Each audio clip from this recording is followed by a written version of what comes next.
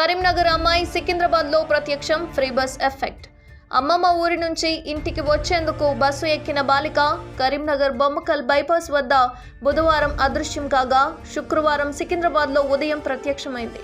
వివరాల్లోకి వెళ్తే కరీంనగర్ జిల్లా మానకొండూరు మండలం ఊటూరు గ్రామానికి చెందిన పోలీస్ కానిస్టేబుల్ కనుకుంట్ల నరసింహకు కనుకుంట్ల వశిష్ఠ కృష్ణ అనే కుమార్తె ఉంది.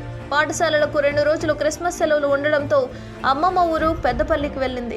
సెలవులు పూర్తవడంతో బుధవారం ఉదయం వశిష్ఠ తాతయ్య పెద్దపల్లిలో బస్ ఎక్కించి కరీంనగర్కు పంపాడు. తాతయ్య అమ్మాయి తండ్రికి బస్సు నెంబర్ మెసేజ్ చేశాడు. కరీంనగర్ మంచిర్యాల చౌరస్తా స్టేజ్ దగ్గర తండ్రి అమ్మాయి కోసం ఎదురు చూస్తున్నాడు.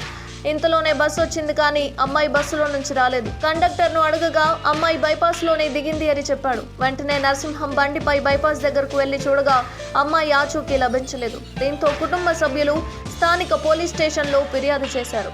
అమ్మాయి కోసం పోలీసులు 5 బృందాలుగా ఏర్పడి గాలించగా శుక్రవారం సికింద్రాబాద్లో ప్రత్యక్షమైంది. అయోమయంలో ఒకచోట దిగవలసింది మరో చోట దిగడం, ఫ్రీ బస్ ప్రయాణం కావడంతో తోచిన వైపు బస్ ఎక్కి ప్రయాణం చేసి ఉండొచ్చని తెలుస్తోంది. సరదాగా ప్రయాణం చేసిందా, మరేమైనా కారణాలున్నాయా అన్నది తెలియవలసి ఉంది.